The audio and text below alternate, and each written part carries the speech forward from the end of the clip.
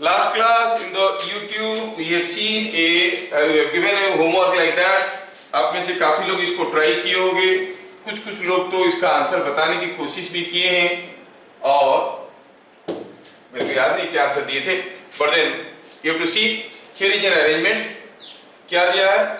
6 kg है, 3 kg है, मास m है, पुलीज आर आइडल है ना, उनका मास नहीं है, ऐसे मानेंगे.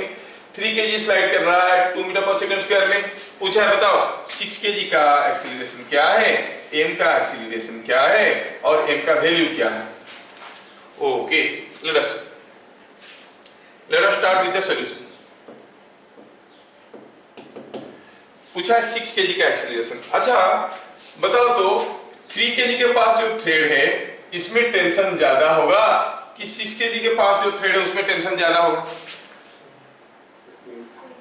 It is the same thread. In a continuous thread, tension at every point is same. अच्छा, तो अगर हम 3 kg का फ्री बॉडी डायग्राम करेंगे, जो डाटा हमें दिया गया है, free body diagram of 3 kg. सोचो तो 3 kg का फ्री बॉडी डायग्राम करेंगे तो 3 kg को टेंशन इधर को खींच रहा है और उसका वेट है, नॉर्मल रिएक्शन वगैरह होगा, ये मूव कर रहा है कुछ एक्सीलरेशन 2 मीटर पर सेकंड स्क्वायर में, तो 3 kg के ऊपर एक शूडो फोर्स आ रहा होगा 3 into 2 है कि नहीं? That means sigma fx is equal to 0 अगर हम करते हैं तो क्या मिलेगा? मिलेगा sigma fx is equal to 0 देता है t is equal to 6 Newton. यहां तक की बातें सबको समझ में आ गई. Same here. अब देखो कोई 6 kg का ब्लॉक है, t उसको खींच रहा है. बिट नंबर ए, क्या कोई मुझे बताएगा एक्सीलरेशन ऑफ 6 kg कितना होगा? खींचने वाला force, yes it is 1 metre पर सेकंड स्क्वायर. अब ये भी पता चल गया कि ये वाला थ्रेड नीचे आ रहा है 1 मीटर पर सेकंड स्क्वायर में, ये वाला थ्रेड नीचे आ रहा है 2 मीटर पर सेकंड स्क्वायर में. क्या आप m का एक्सीलरेशन बता सकते हो? तो क्या कहेंगे? एक्सीलरेशन ऑफ m कितना होगा? लास्ट क्लास में फॉर्मूला बताया था. ये थ्रेड जाता है 1 में, ये जाता है 2 में, तो m कितने में जाएगा?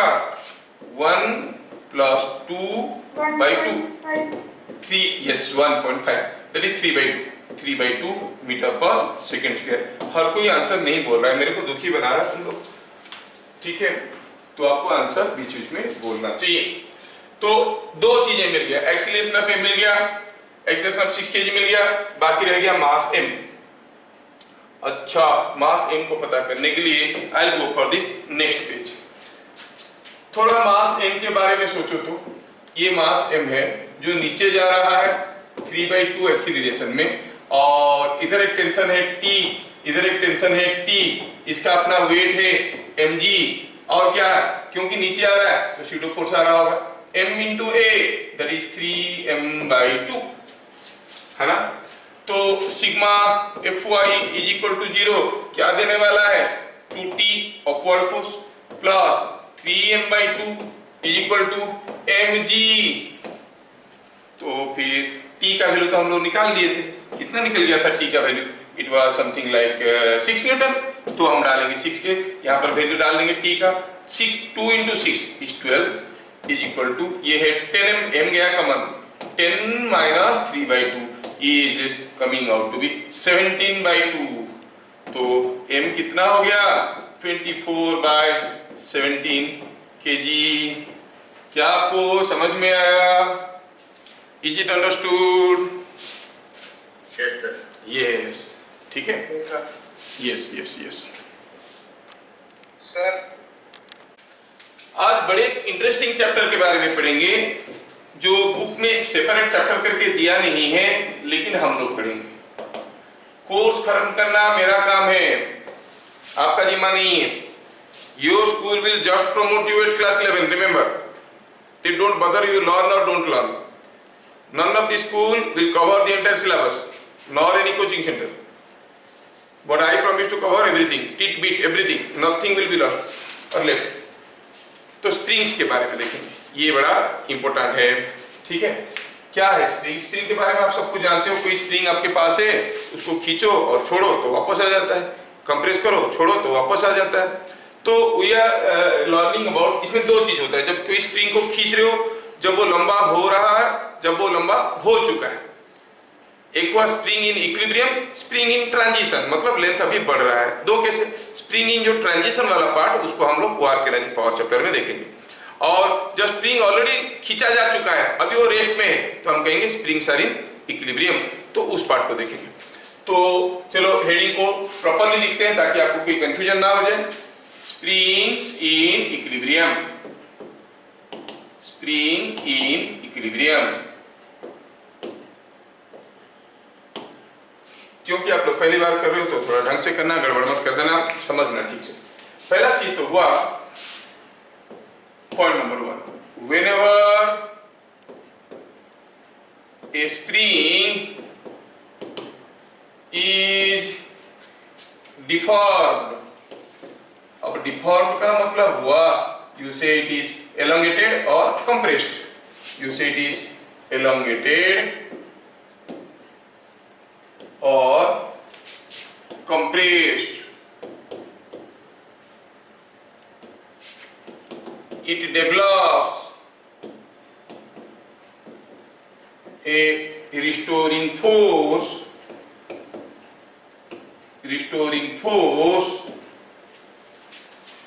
so as to acquire का स्पेलिंग ऐसे होता है ACQUIRE, okay, Yes, sir. It's natural length. तो मैं यहाँ पे दो इंपॉर्टेंट बात बताया, restoring force, natural length. Natural length मतलब क्या है कि कोई स्प्रिंग है, उसके साथ कुछ भी छेड़खानी नहीं करोगे, ऐसे ही छोड़ दोगे, तो उसका कुछ अपना लेंथ रहेगा, जो लेंथ रहेगा उसको हम कहेंगे नेचुरल लेंथ।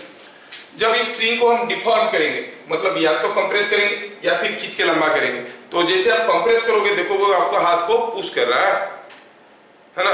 जब नेचुरल लेंथ में हाथ रखोगे, ना पुश कर रहा है ना पुल कर रहा है। जब इसको खींचोगे तो आपके हाथ को पुल कर रहा है। तो जब भी डिफॉर्म कर रहे हैं, लंबा कर दिए तो वापस जाने की कोशिश करता है, इधर छोटा कर दिए फिर से वापस आने की कोशिश करता है। तो इसको हम क्या कहते हैं, restoring force. Why? Because it tries to restore its original length. Original length of the spring is called natural length. अब दूसरी ऑब्जर्वेशन की बात हुआ, जब अगर ये स्प्रिंग इतना है, इतना बड़ा है, इसको अगर मैं थोड़ा सा खींचूंगा, वो भी मेरे को धीरे से वापस खींचेगा, और ज्यादा खींचूंगा तो जोर से वापस खींचेगा नहीं। सिमिलरली थोड़ा सा कंप्रेस करूंगा, वो धीरे से पुश करेगा, और ज्यादा कंप्रेस करूंगा तो जोर से पुश करेगा, है कि नहीं। दैट मींस जो रिस्टोरिंग फोर्स है वो किसके ऊपर डिपेंड करता है, डिपेंड करता है हम कितना इसको एलोंगेट या कितना इसको कंप्रेस किए हैं। चेंज इन नेचुरल लेंथ कितना हुआ है। अगर हम कहेंगे इसको x खींचे हैं तो x ज्यादा होगा तो रिस्टोरिंग फोर्स ज्यादा होगा, x कम होगा रिस्टोरिंग फोर्स कम होगा। दूसरा हुआ, अगर हम इसको इधर को खींचेंगे, I give it a displacement like this, the force will pull it back in this direction. Similarly, इसको अगर हम इधर को कंप्रेस करेंगे, the force will try to push it in this direction. तो फोर्स एक वेक्टर है, और ये डिस्प्लेसमेंट को सोचो तो आप कहोगे जो फोर्स है वो x को प्रोपोर्शनल है, x ज्यादा होगा तो ज्यादा फोर्स होता है, और ऑपोजिट भी है। तो restoring force is always proportional to and opposite to the deformation. समझ में आया? इसी चीज को हम लोग लिखेंगे। क्या लिखेंगे यहाँ पे? लिखेंगे हम लोग the restoring force, the restoring force is always proportional to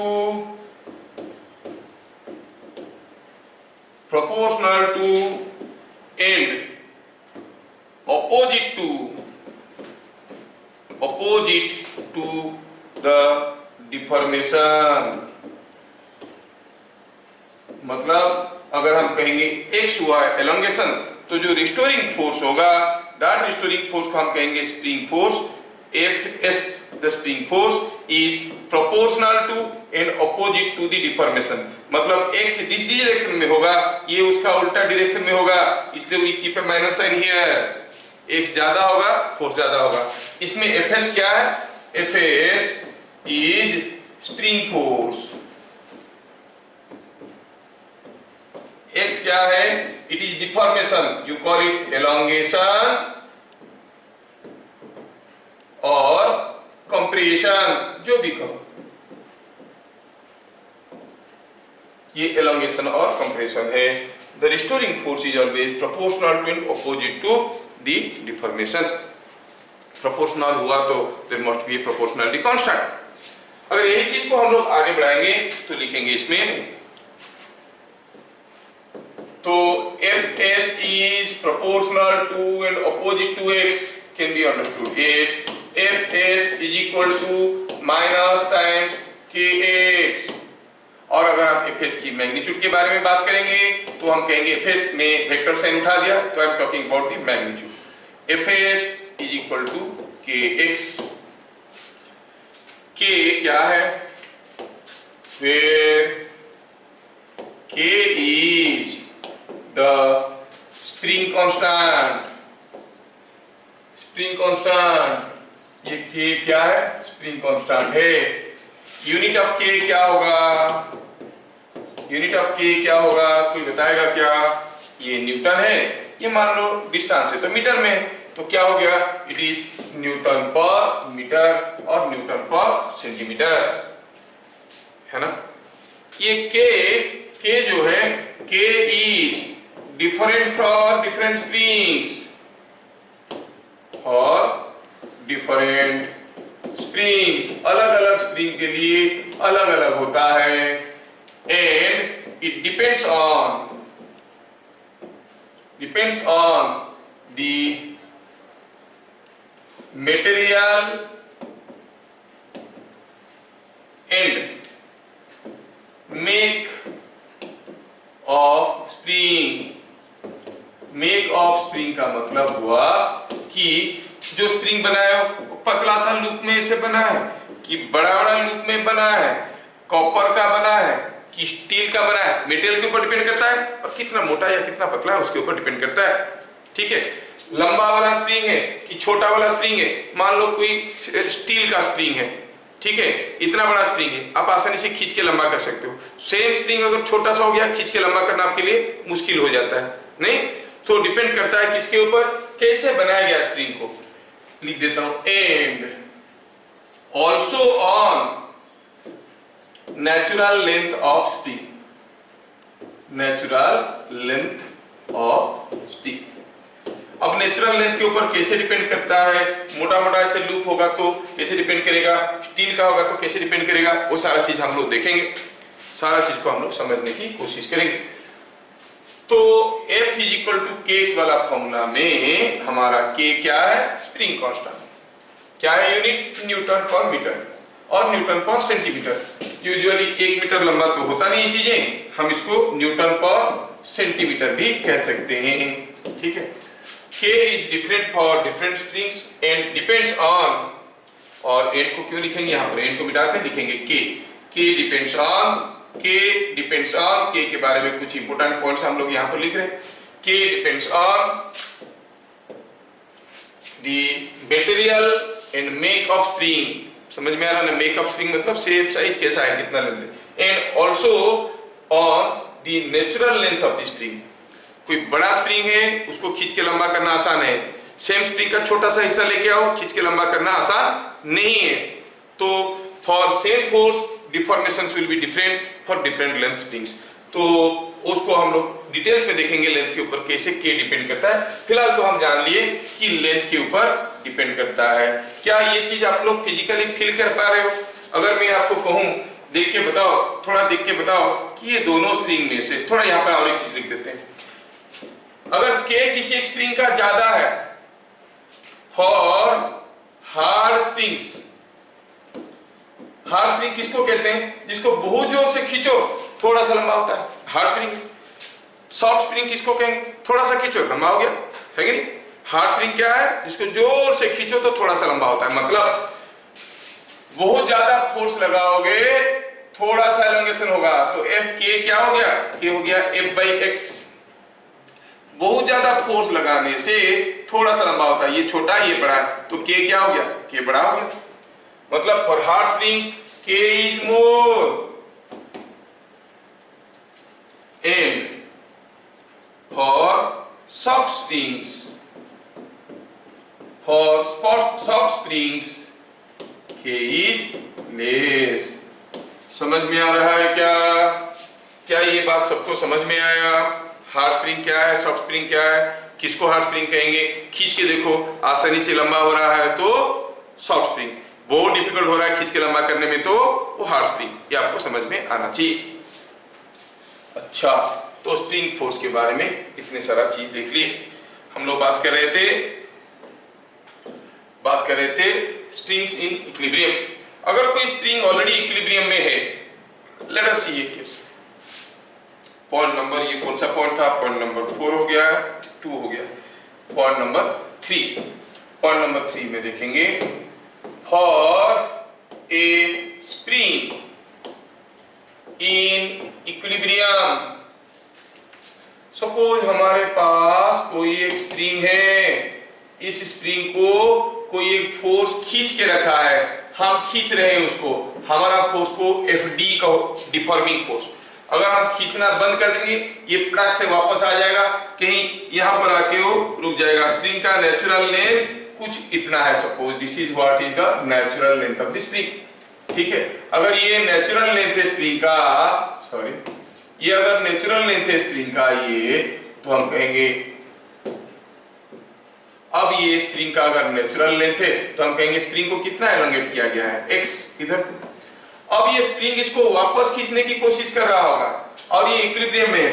spring अभी इसको वापस खींचने की कोशिश कर रहा है, मतलब the spring must be pulling it back with whatever force the spring is pulling, that is called Fs। और अगर ये स्प्रिंग इक्विलिब्रियम में है, क्या मतलब हुआ? मैं जितने जोर से खींच रहा हूं, स्प्रिंग उतने ही जोर से खींच रहा है, इसलिए इक्विलिब्रियम में है। अगर कोई स्प्रिंग इक्विलिब्रियम में है तो कितना स्प्रिंग फोर्स है?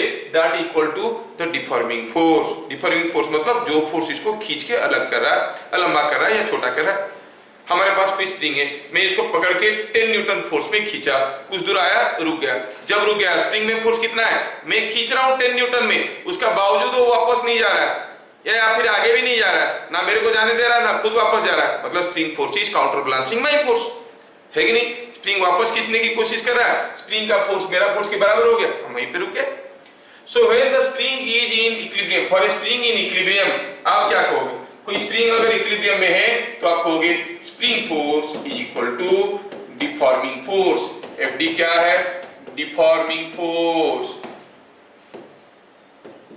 हाँ, अगर हम डायरेक्शन के साथ कहेंगे तो spring force is opposite to and equal to the deforming force. Magnitude के हिसाब से कहेंगे magnitude of spring force is equal to deforming force. क्या आपको समझ में आ रहा है? छोटा सा एक एग्जांपल दो, आप मुझे बताओ। सपोज यहाँ पे कोई एक स्प्रिंग है, कितना स्प्रिंग कांस्टेंट कुछ मालूम नहीं है, 2 kg का ब्लॉक झूल रहा है, पूछा फाइंड स्प्रिंग फोर्स। क्या बता सकते हो स्प्रिंग फोर्स क्या है? अब ये सिस्टम इक्विलिब्रियम में है तो आप क्या कहोगे? Spring force must be equal to deforming force. कौन इसको लंबा करने की कोशिश कर रहा है? वेट कर पा रहा है क्या? नहीं, जो करना है कर चुका है। कितना है वो? 2g। तो आप कहोगे spring force is 20 newton on the block. What is the spring force? 20 newton, not this 20, ये 20 नहीं, कौन सा 20 newton? The force which is trying to restore it, which is in opposite direction. ऐसा है कि नहीं? मतलब इस ब्लॉक के ऊपर स्प्रिंग फोर्स है 20 newton in the upward direction. क्योंकि स्प्रिंग इक्विलिब्रियम में है तो spring force is equal to deforming force. क्या थोड़ा सा चीज समझ में आया? छोटी छोटी चीज समझ में आया? स्प्रिंग फोर्स और डिफॉर्मेशन के बीच में क्या रिलेशन है? F is equal to kx। उसमें F क्या है? Spring force. ठीक है, अच्छा आगे बढ़ते हैं। Point number 4, but before that मैं आपको एक छोटा सा चीज पूछना चाहूंगा। Suppose just for sake of example, चीजें प्रॉपर्ली हजम हो जाएंगे तो आगे बढ़ने में आसान होगा। सपोज हमारे पास कोई एक स्प्रिंग है, ठीक है। अब ये स्प्रिंग कांस्टेंट दिया गया है, कितना दिया गया है? 20 न्यूटन पर सेंटीमीटर। सपोज हम इस स्प्रिंग को खींचेंगे, स्प्रिंग का नेचुरल लेंथ कितना दिया है? 15 सेंटीमीटर। ठीक है, मैं इसको अभी खींचने लगा हूं विथ ए फोर्स कितने फोर्स में मैं खींचा इसको विथ ए फोर्स ऑफ से आई से इट इज 30 न्यूटन। क्या लिखेंगे क्वेश्चन में दिया है इन फिगर शोन, छोटा सा क्वेश्चन है लेकिन आप करोगे तो आपको क्लैरिटी आ जाएगा। इन figure shown the natural length of spring, natural length of spring is 15 centimeter. A force of 30 Newton stretches the spring.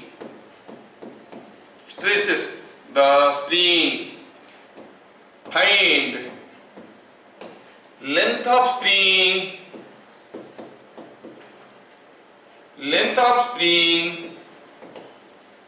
8 equilibrium.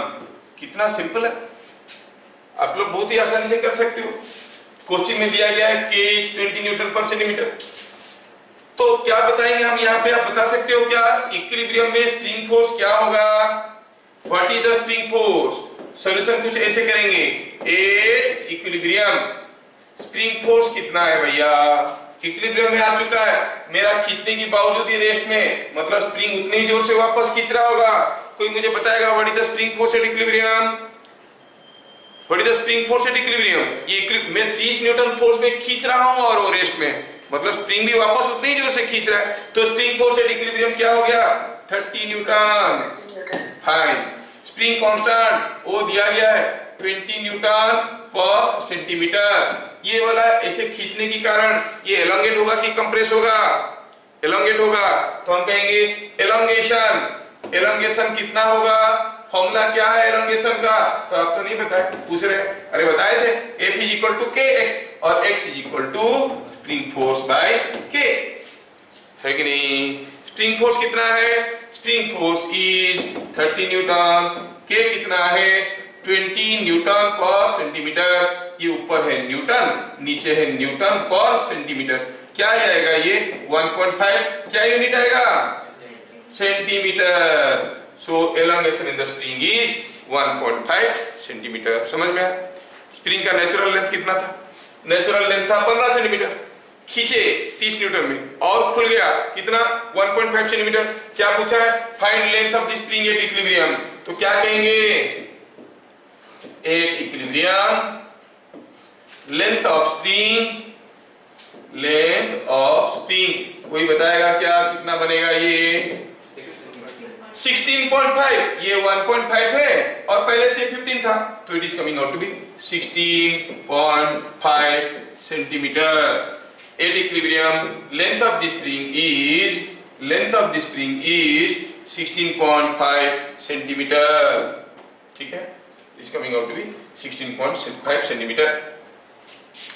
क्या सबको समझ में आया? मैं दूसरा एक इजी क्वेश्चन आपको देना चाहता हूं, पक्का बता देना, आपको बताना है आपको ये क्वेश्चन। दूसरा एग्जांपल दे रहा हूं, दूसरा एग्जांपल देखो, आपको करना है। In figure shown the natural length of spring कितना है? इज से 12 सेंटीमीटर।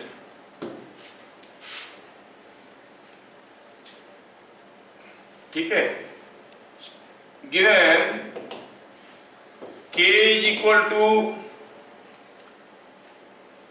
10 न्यूटन पर सेंटीमीटर। Find H। क्या H दिया है कि ये कोई स्प्रिंग है, इसका नेचुरल लेंथ था 12 सेंटीमीटर का, K उसका दिया हुआ था। हमने क्या किया? इसके ऊपर एक ब्लॉक को बैठा दिया। एक ब्लॉक को अगर बैठा देंगे उसके ऊपर तो क्या होगा? ऑब्वियसली स्प्रिंग छोटा हो जाए। पूछा है what is H? Are you getting? Question समझ में आया क्या? 2 kg का ब्लॉक को इसके ऊपर बैठा देने के कारण ये दब गया है तो क्या ये h का वैल्यू 12 सेंटीमीटर है कि उससे ज्यादा है कि उससे कम है? कम है। कितना है? What is h we want to find out. क्या आप लोग थोड़ा सा ट्राई करना चाहोगे इसके ऊपर? इतना सिंपल क्वेश्चन है, किसी भी एग्जाम में नहीं आया। ठीक है, थोड़ा सा देख लो। हाँ चलिए सॉल्यूशन देखते हैं इसका। ये जो ब्लॉक है वो इक्विलिब्रियम में है कि नहीं? आप क्या कहेंगे? ए इक्विलिब्रियम। क्या मुझे आप में से कोई बताएगा what is the spring force? अब ये ब्लॉक गिर क्यों नहीं रहा है? उसका वेट इसको खींच रहा होगा, गिर क्यों नहीं रहा है? स्प्रिंग पुश कर रहा है। और ये रेस्ट में मतलब स्प्रिंग कितने जोर से पुश कर रहा है? It is equal to 2g और 20 Newton.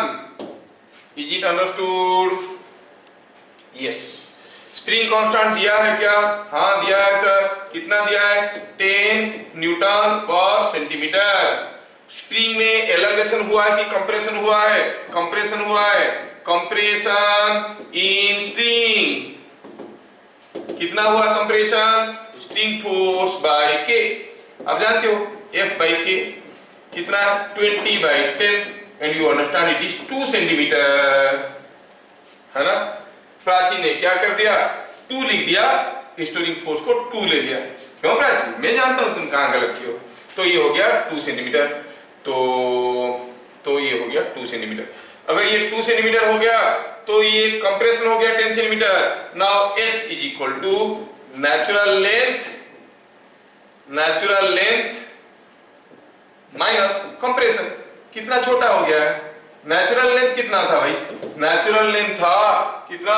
12 centimetre minus 2 is 10 centimetre.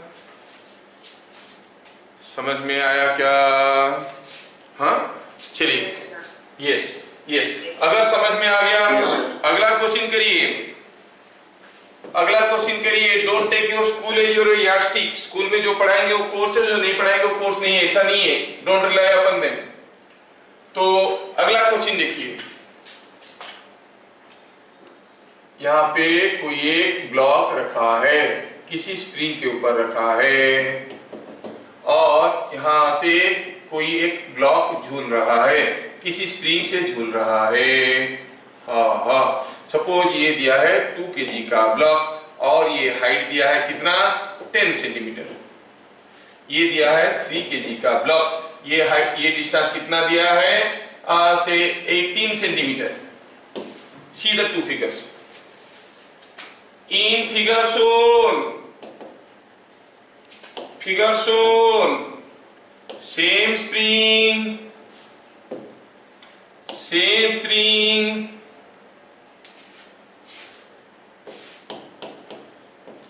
is loaded in 2 different ways.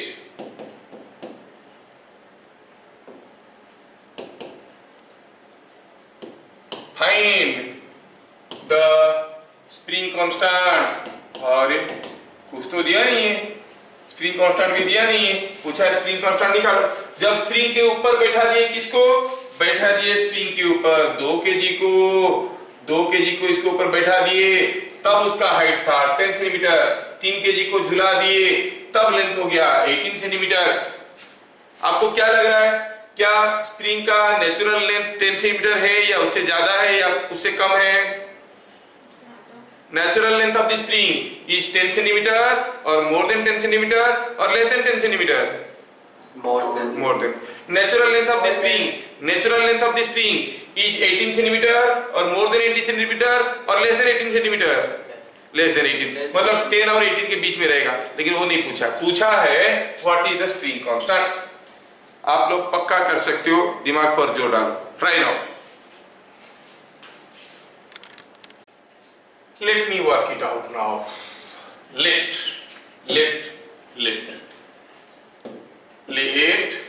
L is natural length, K is spring constant। अभी आप लोग स्मार्ट हो चुके हो तो मैं कुछ चीजों को सीधा सीधा लिख सकता हूं। जिनको समझ में नहीं आएगा पूछ लेना। चलो ये मानते हैं कि केस 1 है हाँ, ये केस 2 है। केस 1 में जो लेंथ 10 सेंटीमीटर है वो नेचुरल लेंथ से कम है। कितना कम है? हम कहेंगे केस 1 में आपका कंप्रेशन हुआ है। कितना कंप्रेशन हुआ है? फोर्स, रिस्टोरिंग फोर्स बाय के, F बाई के होता है। और यहाँ पर F कितना है? 2 kg का वेट रखे हैं तो 20 बाई के, मतलब ये जो लेंथ है क्या है?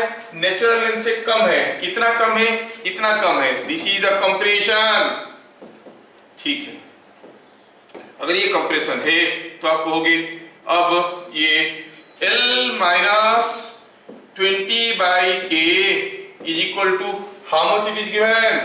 10 सेंटीमीटर। क्या ये इक्वेशन सबको समझ में आया? Yes sir. यस, ये समझ में आ गया। ये अगर समझ में आ गया, मैं थोड़ा जगह बनाता हूं यहाँ पर करने के लिए। Let me make some space here. तो अब मैं लिखता हूं केस 2 के लिए। केस 2 के लिए, केस 2 के लिए x क्या है? अगेन F बाई के।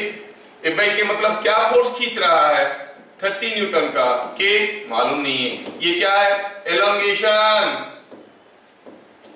क्या आप कह सकते हो L x और 18 में क्या रिलेशन होगा?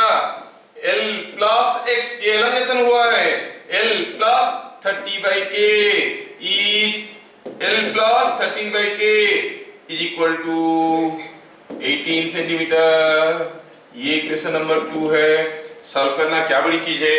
एक से दूसरे को माइनस कर लो। लिखो 2 माइनस 1, 2 माइनस 1 क्या देगा? देखो this minus this, L L गया। 30 बाई के माइनस 20 बाई के, दैट इज प्लस 20 बाई के। 30 बाई के plus 20 by K is equal to, minus कर रहे हैं कितना? 18 माइनस 10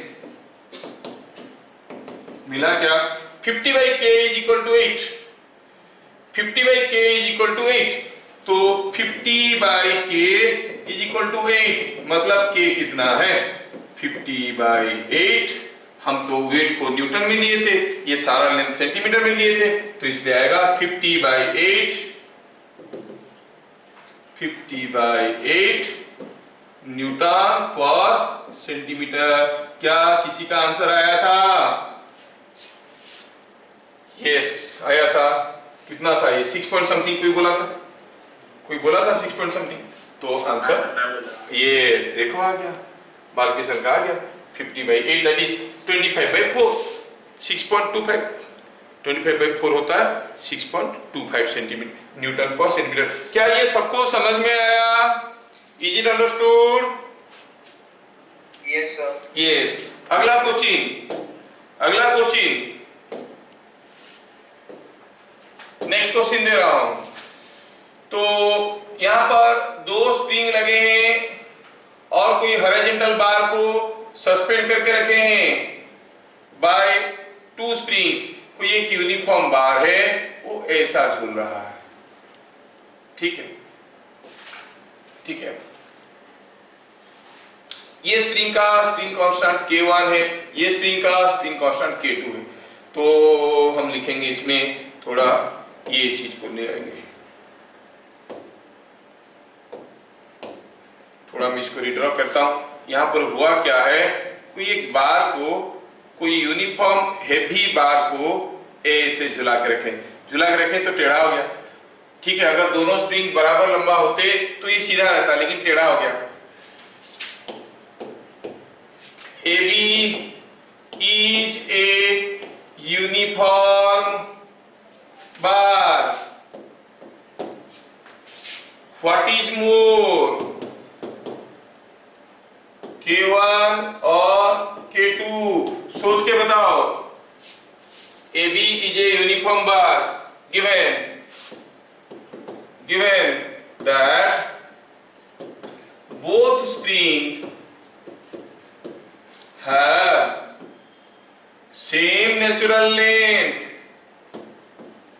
दोनों स्प्रिंग का नेचुरल लेंथ बराबर था, लेकिन झुलाने के बाद पता चला कि ये स्प्रिंग ज्यादा लंबा हो गया, ये कम लंबा हुआ। अगर नहीं झुलाते तो ये दोनों स्प्रिंग ऐसे ही झूलते बराबर लेंथ के। झुलाने के बाद ये ज्यादा लंबा हो गया, कम लंबा हो गया। पूछा है बताओ कौन सा स्प्रिंग कांस्टेंट ज्यादा है, K1 ज्यादा है कि K2 ज्यादा है। अब जब इसमें हम कोई बार को झुला देंगे, ऐसे करके झुला देंगे, ऑब्वियसली दोनों के ऊपर बराबर फोर्स देगा। बराबर अगर फोर्स देगा, बराबर फोर्स देने से जो ज्यादा लंबा हो गया वो हार्ड स्प्रिंग है कि सॉफ्ट स्प्रिंग है? सॉफ्ट स्प्रिंग है। सो सॉफ्ट स्प्रिंग में स्प्रिंग कांस्टेंट क्या होता है, ज्यादा होता है कि कम होता है? सॉफ्ट स्प्रिंग, हार्ड स्प्रिंग में स्प्रिंग कांस्टेंट ज्यादा होता है, सॉफ्ट स्प्रिंग में स्प्रिंग कांस्टेंट कम होता है। थोड़ी देर पहले हम लोग देखे ना ये सब, we have seen all those things. We have seen that for hard spring K is more, for soft springs K is less. तो क्या अभी मुझे बता सकते हो ये फिगर में K1 ज्यादा है कि K2 ज्यादा है? K1 is more. K2 कैसे होगा भाई? K1, yes. हियर क्या लिखेंगे सॉल्यूशन में? सॉल्यूशन में लिखेंगे as with same force the second spring elongates more,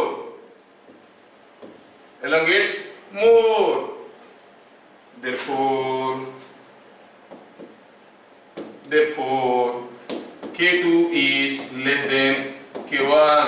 This is a soft string. Next question, यहाँ पे कोई एक स्प्रिंग रखा हुआ था, कोई एक ब्लॉक रखा हुआ था, स्प्रिंग का ये मास m है, ये स्प्रिंग कांस्टेंट K है। In figure shown the block was pulled to right by 10 centimeter if K is equal to 5 Newton per centimeter and M is equal to 8 kg. Find initial acceleration of block upon release. छोड़ देने से क्या acceleration में आएगा? समझ में आया क्या? क्या दिया है? ब्लॉक का मास दिया है, स्प्रिंग कांस्टेंट दिया है कि ब्लॉक को खींचे, राइट को कितना जोर से कितना दूर तक खींचे हम लोग? 10 सेंटीमीटर तक खींचे। 10 सेंटीमीटर तक खींच के छोड़ दिए तो ऑब्वियसली ये ब्लॉक यहां से भागते हुए वापस आने की कोशिश करेगा। बताओ कितना एक्सीलरेशन में, विथ व्हाट एक्सीलरेशन? समझ में आ रहा है क्या? तो क्या एक्सीलरेशन में ये आएगा? कितना सिंपल क्वेश्चन है। किसी तरह से अगर हम पता कर लेंगे, जब इसको 10 सेंटीमीटर खींच लिए तो कितना फोर्स में वो वापस खींच रहा है, तो एक्सीलरेशन मिल जाएगा। नहीं, कितना दिया है एलोंगेशन? सॉल्यूशन करते हैं यहाँ पे, आपको मालूम है सॉल्यूशन में कर देता हूं यहाँ पे। Here what is the elongation? Elongation is given 10 centimetre, खींचा गया है 10 centimetre. What is the spring constant? 5 Newton per centimeter. What will be the spring force? K into X. Is it not 50 Newton? तो spring force जो इसको वापस खींचेगा वो 50 Newton का है। तो what will the acceleration? Acceleration is spring force by mass 50 by mass कितना था? मास है 8 kg, so it is coming out to be 25 by 4 is 6.25 metre per second square. तो ये ब्लॉक अभी वापस आने लगा। क्या आप मुझे बताओगे अगर समझ में आता है तो ब्लॉक का जो मोशन हो रहा है वो यूनिफॉर्म एक्सीलरेशन मोशन है कि नॉन यूनिफॉर्म एक्सीलरेशन मोशन है? यूनिफॉर्म होगा कि नॉन यूनिफॉर्म होगा? अरे जैसे जैसे यूनिफॉर्म, सोचो जैसे जैसे ब्लॉक पास आने लगेगा एलंगेशन घटने लगा कि नहीं लगा? एलंगेशन घटने लगा तो फोर्स भी तो घटेगा, फोर्स घटेगा तो एक्सीलरेशन घटेगा। Are you getting? सपोज आपको कहा गया plot the variation of velocity of this block. आप क्या कर रहे हो, आप देख रहे हो कि ये जो एक्सीलरेशन है वो समय के साथ घट रहा है। Why? As it is coming close, as it is coming close, X is decreasing. X तो ये था, ये एक्स था, एक्स डिक्रीज कर रहा है। एक्स डिक्रीज करेगा तो फोर्स डिक्रीज करेगा, एक्सीलरेशन डिक्रीज करेगा। It is A case of decreasing acceleration. अगर कोई इसको डिफिकल्ट बनाने के लिए पूछा आपको, बताओ इसका वेलोसिटी वर्सेस टाइम डायग्राम कैसे होगा। इनिशियल वेलोसिटी तो 0 था, अब वेलोसिटी धीरे धीरे बढ़ेगा क्योंकि एक्सीलरेट कर रहा है। दो चॉइस है आपके पास, it will be either like this or like this. आपको क्या लग रहा है कौन सा वाला होगा, ऊपर वाला होगा कि नीचे वाला होगा? ए और बी, ए और बी वेलोसिटी टाइम डायग्राम हम लोग पढ़े थे। ऊपर वाले में देखो तो स्लोप धीरे धीरे घट रहा है, स्लोप घट रहा है मतलब एक्सीलरेशन घट रहा है। This is the case of decreasing acceleration. मतलब अगर आपको पूछा जाएगा how is the case of velocity time diagram, तो आप कहोगे it is A not be. ये बी नहीं है, इट इज ओनली ए। क्या आपको समझ में आ रहा है कैसे हो रहा है चीजें? सेम क्वेश्चन को डिफिकल्ट बनाया जा सकता है। मैं आपको अभी फंडामेंटल क्रूड लेवल की क्वेश्चंस कर रहा हूं, एकदम लो लेवल की, तो धीरे धीरे आप उसको अप्लाई करने की सीखोगे कैसे अप्लाई होता है। अच्छा, ये बात है। Next question let us.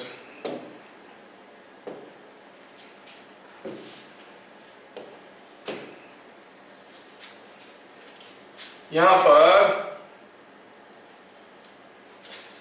दो स्प्रिंग रखे हैं, बीच में एक ब्लॉक लगा है। सी द स्प्रिंग्स, दे दो कि इसका स्प्रिंग कांस्टेंट K1 है, इसका K2 है, मास इसका M है। ये दो रिजिड सपोर्ट के बीच में लगा हुआ है। तो क्या लिखेंगे? In figure shown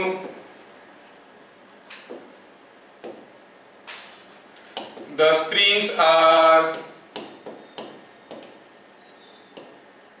eight natural length. दोनों स्प्रिंग नेचुरल लेंथ पे है, मतलब ब्लॉक के ऊपर अभी ना ये स्प्रिंग कुछ फोर्स दे रहा है ना वो स्प्रिंग कुछ फोर्स दे रहा है। If block is pushed to right, is pushed to right by x and released। अगर इसको हम राइट को पुश करेंगे, छोड़ देंगे, क्या होगा? वहीं रुक जाएगा, वापस आ जाएगा कि भाग जाएगा? वापस आ जाएगा। तो find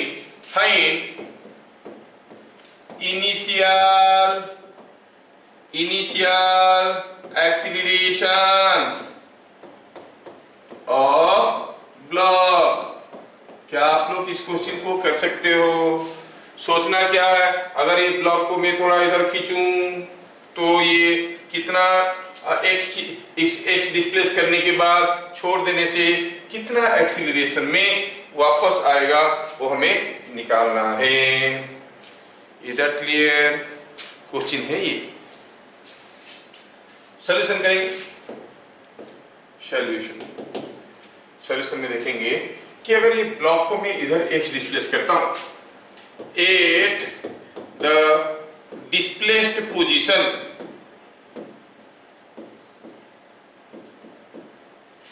free body diagram of block. क्या कोई मुझे बताएगा जब ब्लॉक को हम डिस्प्लेस कर दिए हैं बाय एन अमाउंट एक्स, एक तो उसका वेट है, एक उसके ऊपर नॉर्मल रिएक्शन है, स्प्रिंग फोर्स भी तो है। ये वाला स्प्रिंग पुल कर रहा है कि पुश कर रहा है? बताओ, K2 वाला स्प्रिंग पुल कर रहा है कि पुश कर रहा है? हम इसको राइट में डिस्प्लेस किए हैं, it is displaced in this direction.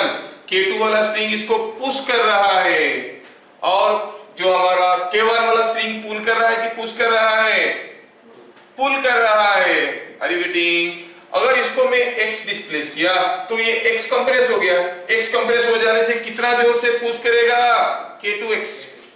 अगर इसको मैं x डिस्प्लेस किया, ये K1 वाला स्प्रिंग x एलोंगेट हो गया, कितना जोर से खींचेगा? K1x। क्या सबको समझ में आ रहा है? अब हमें पता करना है acceleration. So acceleration is equal to net driving force by driven mass. Driving force क्या है? k1x k2x।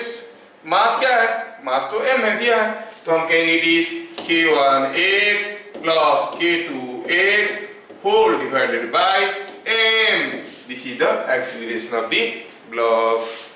क्या सबको समझ में आ रहा है? Yes sir.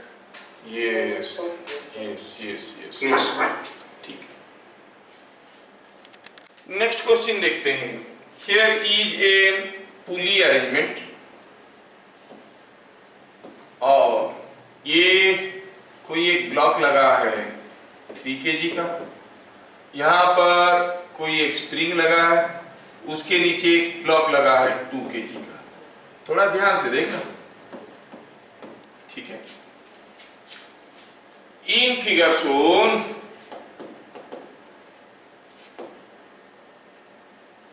K is equal to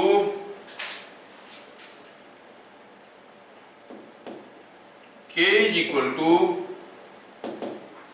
20 Newton per centimeter if the arrangement is allowed to move, find elongation in spring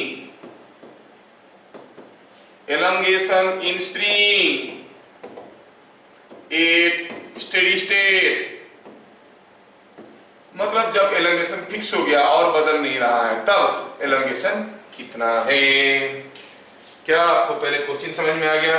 फिर nothing is mentioned about spring, you say it is a massless spring. वैसे भी आपके course में massive spring नहीं है, JEE वगैरह में आता है, एडवांस वगैरह में अगर स्प्रिंग का भी मास होगा तो क्या करेंगे, ठीक है, उसको कभी हम एक्स्ट्रा क्लास में देख लेंगे।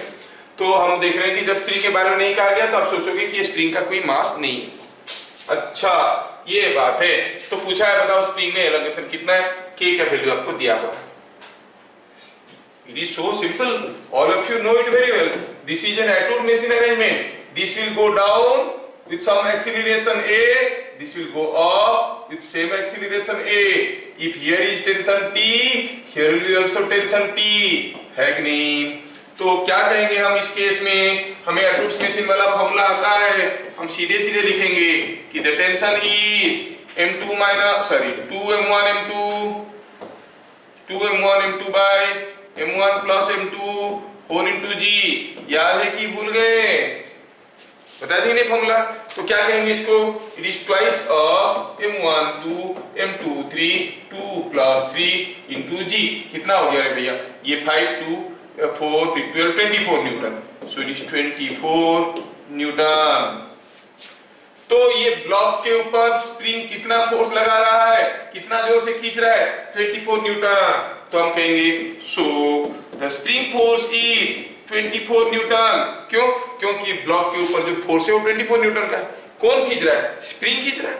The spring is pulling it with 24 Newton force. के तो दिया हुआ 20 न्यूटन पर सेंटीमीटर। तो फिर आप एलोंगेशन कितना कहोगे? It is spring force bye के। 24 by 20 is coming out to be 1.2 centimetre. क्या सबको समझ में आया? Is it understood? Understanding or standing under? ऊपर से जा रहा है? फिर से एक बार समझा देंगे। Very good. चलिए मैं बताता हूं। पहले जब ये अरेंजमेंट को चलने के लिए अलाउ किया गया, 3 kg गया, नीचे 2 kg गया, ऊपर क्योंकि मास ज्यादा है। तो क्या आपको मालूम है कि टेंशन क्या होगा? यहाँ पे हर जगह टेंशन कितना होगा? It's a continuous thread, no? You see a continuous thread, it's a continuous thread. तो टेंशन कितना होगा? एटूट मशीन का फॉर्मूला हम जानते हैं। क्या था formula? 2m1 m2 by m1 plus m2 whole into g. क्या ये फॉर्मूला आपको याद नहीं है? हाँ, फॉर्मूला तो याद होगा। m1 plus m2 whole into जी। तो फिर टेंशन कितना निकल गया? 24 न्यूटन। यहाँ पे जो टेंशन है कौन खींच रहा है ब्लॉक को? स्प्रिंग खींच रहा है। कितने जोर से? 24 न्यूटन में। Spring force is 24 Newton. समझ में आया क्या? अगर स्प्रिंग फोर्स 24 न्यूटन हो गया, स्प्रिंग का कांस्टेंट दिया है, कितना दिया है? स्प्रिंग का कांस्टेंट कहाँ गया? स्प्रिंग कांस्टेंट दिया है 20 न्यूटन पर सेंटीमीटर। तो क्या होगा elongation in the spring? It is 1.2 centimetre. क्या अभी समझ में आया? Yes yes sir. यस। अगला क्वेश्चन,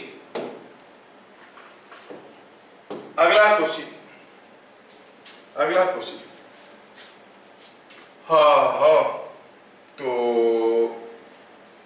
ये वाला क्वेश्चन देखिए।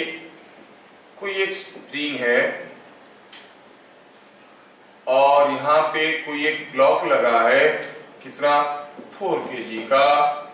इधर और एक ब्लॉक लगा है 2 kg का। ठीक है, स्प्रिंग का कांस्टेंट कितना दिया नहीं है, और ये पॉइंट P है।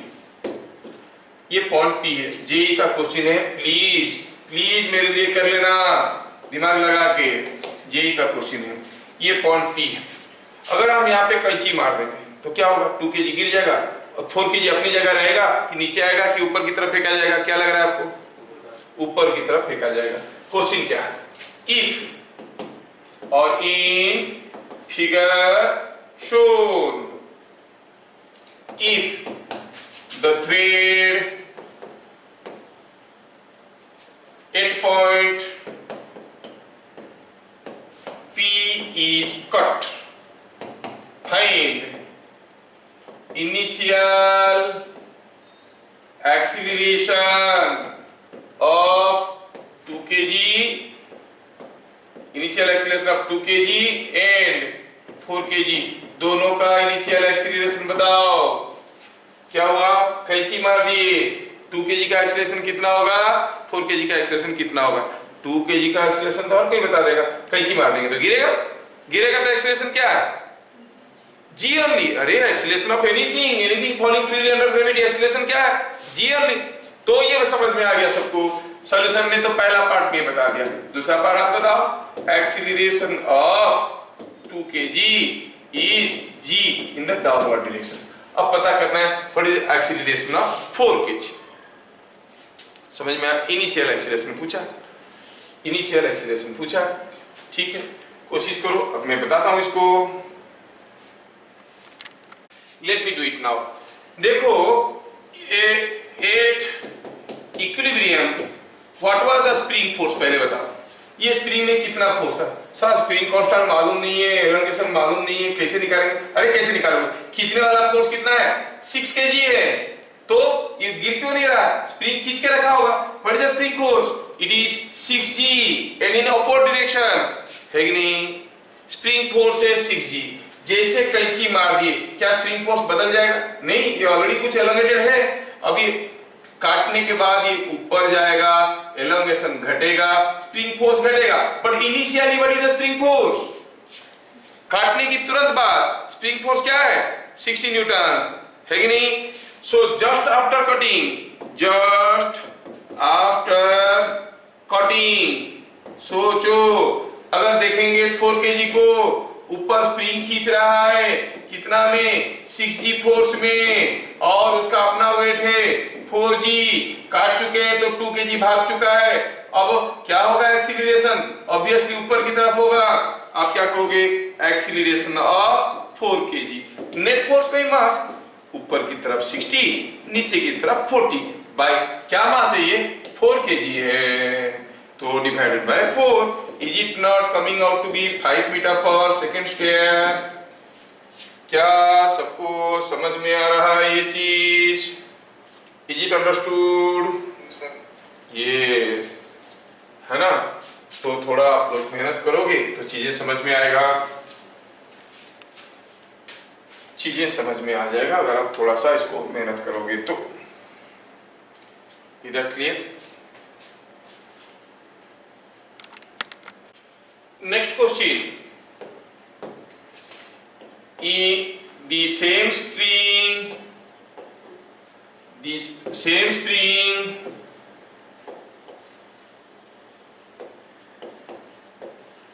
is stretched in two different ways.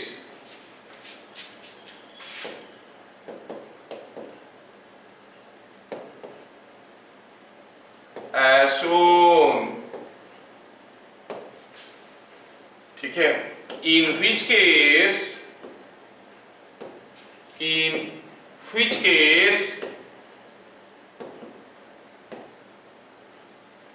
elongation of spring is more. Same spring को दो अलग अलग तरीके से खींचे हैं। अच्छा, केस दिया है केस 1, कैसे दिया है? एक स्प्रिंग है, ये स्प्रिंग है और इसको कोई 20 न्यूटन का फोर्स खींच रहा है। दूसरा केस में केस 2 क्या है? कोई स्प्रिंग है, इसको दो फोर्स खींच रहे हैं, इधर को 20 न्यूटन, इधर को 20 newton. Now you have to tell in which case the spring is pulled with और इज गेटिंग मोर एलोंगेशन। कौन सा केस में एलोंगेशन ज्यादा होगा? कौन सा केस में स्प्रिंग का एलोंगेशन ज्यादा होगा? केस 1 में कि केस 2 में? सोचो और बताओ। मोर कब? Eight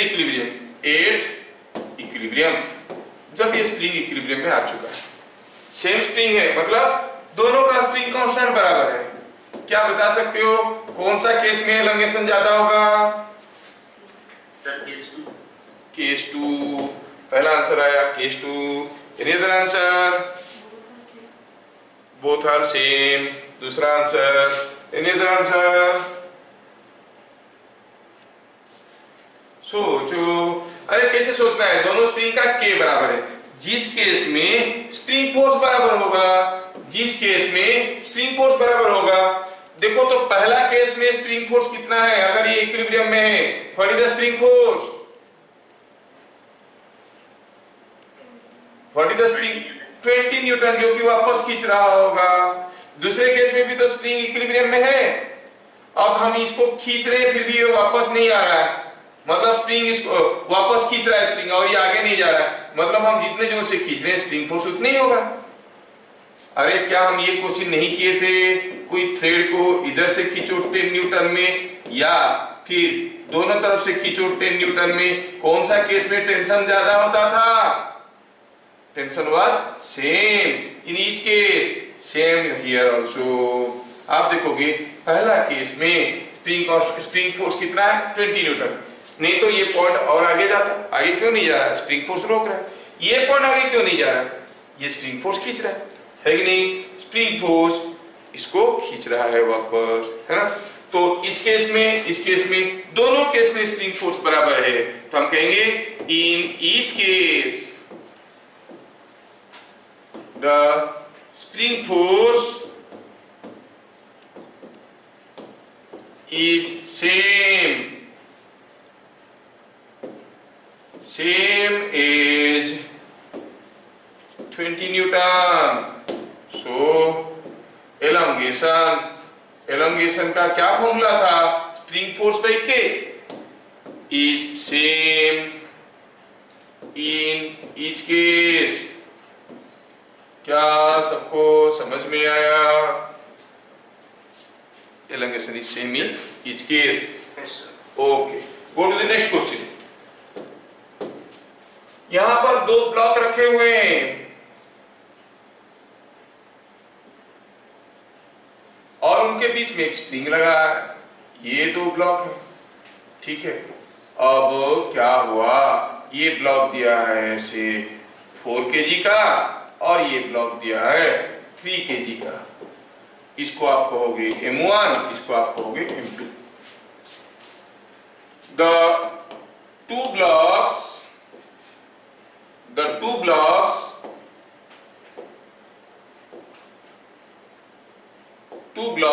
were pulled away from each other। कितना मालूम नहीं, away from each other and released. Find acceleration of 2 kg when acceleration of 4 kg और 2 kg नहीं, ये तो 3 kg था. Acceleration of 3 kg when acceleration of 4 kg is 6 meter per second square. Question को थोड़ा ध्यान से देखिए. दोनों ब्लॉक को हम खींचे दूर और छोड़ दिए तो दोनों भागने लगेंगे. जब 4 kg का एक्सीलरेशन था 6 मीटर पर सेकंड स्क्वायर, तब 3 kg का एक्सीलरेशन क्या था? क्वेश्चन समझ में आ गया? क्वेश्चन समझ में आया नहीं आया बता पहले. और क्वेश्चन समझ में आ गया तो आंसर निकालने में कोई दिक्कत नहीं होगा. सॉल्यूशन की बात कर रहे हैं. सोचो, 2 ब्लॉक रखे हुए थे. देखो ध्यान से, ये 2 ब्लॉक रखे हुए थे. अब ये 2 ब्लॉक स्प्रिंग से लगे थे, एक दूसरे के साथ अटैच थे. जब हम इसको इधर खींच लेंगे, इसको इधर खींच लेंगे, ठीक है, कुछ दूर हो गया, दोनों के बीच में डिस्टेंस बढ़ गया, तो स्प्रिंग तो लंबा हो गया. स्प्रिंग जैसे लंबा हो गया, एलोंगेट हो गया, स्प्रिंग दोनों को खींचेगा. क्या बताओगे, स्प्रिंग कौन सा ब्लॉक को जोर से खींचेगा? सपोज हम कहेंगे ये 3 kg का ब्लॉक को इधर ले लिए 2 सेंटीमीटर सपोज, और 4 kg का ब्लॉक को इधर ले लिए 6 सेंटीमीटर. तो कौन सा ब्लॉक को, दोनों कैसे लिए, इसको 2 सेंटीमीटर ले लिए, इसको 6 सेंटीमीटर ले लिए. अब छोड़ेंगे. कौन सा ब्लॉक को स्प्रिंग जोर से खींचेगा, 4 kg वाला ब्लॉक को कि 3 kg वाला ब्लॉक को? 4 kg. नहीं, सोचो जैसे मैं इसको इधर ले लिया 2 सेंटीमीटर, इसको ले लिया इधर 6 सेंटीमीटर, तो स्प्रिंग में एलोंगेशन कितना हो गया? What is the elongation in the spring? It is 8 centimetre. Elongation हो गया तो स्प्रिंग में क्या फोर्स बनेगा? K into X, K into 8. मतलब स्प्रिंग इसको भी खींचेगा K into 8 में, इसको भी खींचेगा K into 8 में. It will pull both the blocks with same force. कोई अगर स्प्रिंग को ऐसे पकड़ के हम दोनों हाथ से इसको एलोंगेट करेंगे, स्प्रिंग मेरा कौन सा हाथ को जोर से वापस खींचेगा? दोनों हाथ को बराबर खींचेगा. The spring will pull both the blocks with same force. समझ में आ रहा है क्या? Is it understood? तो हम कहेंगे हियर, क्या लिखेंगे? At any elongation the spring pulls both blocks with same force. दोनों ब्लॉक को बराबर फोर्स में खींचता है. ठीक है. एक्सीलरेशन ऑफ 4 kg कितना है? It is F by 4, same force F. चलो मानते हैं 4 kg का एक्सीलरेशन कितना होगा? F by 4. कितना दिया है? एक्सीलरेशन ऑफ 3 kg, जब 4 kg का है 6 मीटर पर सेकंड स्क्वायर, है ना? इसका मतलब F कितना हो गया? 24 Newton. So acceleration of 3 kg कितना हो जाएगा? Again F by 3, that is 24 by 3 is 8 metre पर सेकंड स्क्वायर. क्या सबको समझ में आया? सबको समझ में आ गया? कोई डाउट है तो आप पूछ सकते हो. ठीक है, ठीक है. आज इतना ही करेंगे, फिर मिलेंगे अगले क्लास. तब तक के लिए जय हिंद. कल मिलेंगे, पढ़ के आना इसको. हरे